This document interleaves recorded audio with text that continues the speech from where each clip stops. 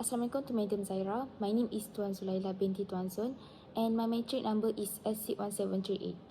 In this individual assignment, I need to choose one company, which I have chosen is Adventa Berhad. So next, for your information, Adventa Berhad was founded in 2004 and the principal place of the company is located at Petaling Jaya, Selangor. Adventa Berhad also a public company listed under the Bursa Malaysia that manufacturing, distributing and supplying to hospitals, healthcare facilities and pharmacies with healthcare related supplies, services and equipment.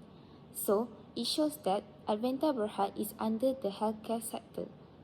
So, from the chosen company, I am required to analyze the selected accounting policy, which is I choose a list. So first thing first, I need to go to the Bursa Malaysia website to find the company's latest annual report, which is for the year 2022. I need to choose the Adventa annual report for the year 2022 to find the information about list.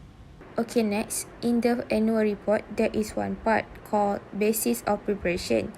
It is stated that Adventa Berhad have been prepared in accordance with Malaysian Financial Reporting Standards, MFRS. So, for list, it is under MFRS 16. So next, I choose to disclose about the subsequent measurement of list. In the financial report, as a lessee, Adventa Berhad recognized a right of use asset and a lease liability at the lease commencement date.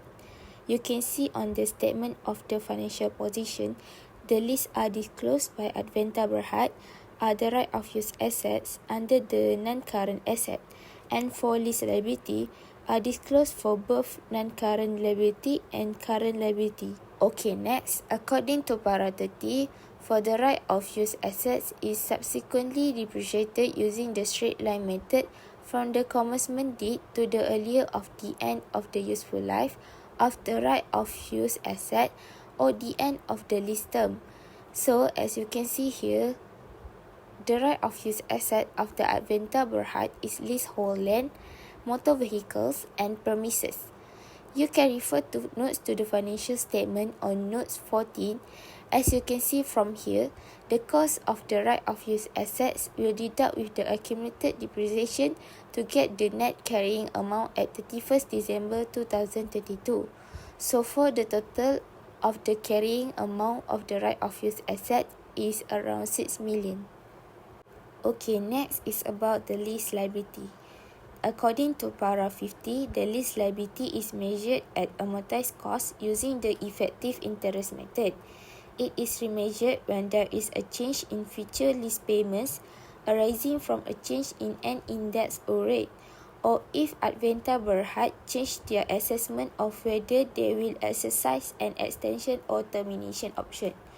Lease payments associated with short-term lease and lease of low-value assets are recognized on a straight line basis as an expense in the profit or loss. Short-term lease are leased with a lease term of 12 months or less. Low-value assets are those assets valued at less than 20,000 each when purchased new. So you can refer to statements of cash flows. Under the cash outflows for lease as a lessee, the cash flows must deduct with the interest paid in relation to lease liability, payment relating to short-term lease, and payment for the principal portion of lease liability to get the total outflow for lease. So the total is around 600,000.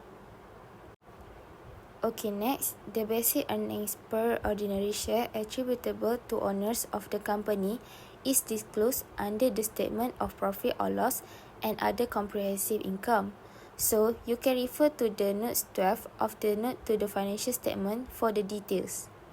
So next, under the notes 12 is about loss or earnings per ordinary share.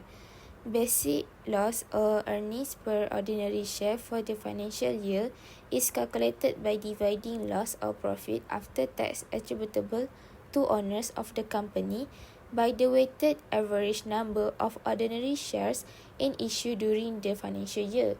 As you can see from here, Adventa got loss after tax attributable to owners of the company, which around -5 million, and dividing with the weighted average number of ordinary shares in issue around 152 million.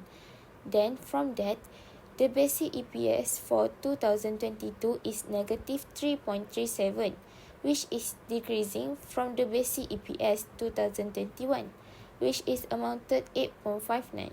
Then, since investors keep an eye on the share price, EPF attracts investors as they like to invest in companies whose earnings are on a constant rise.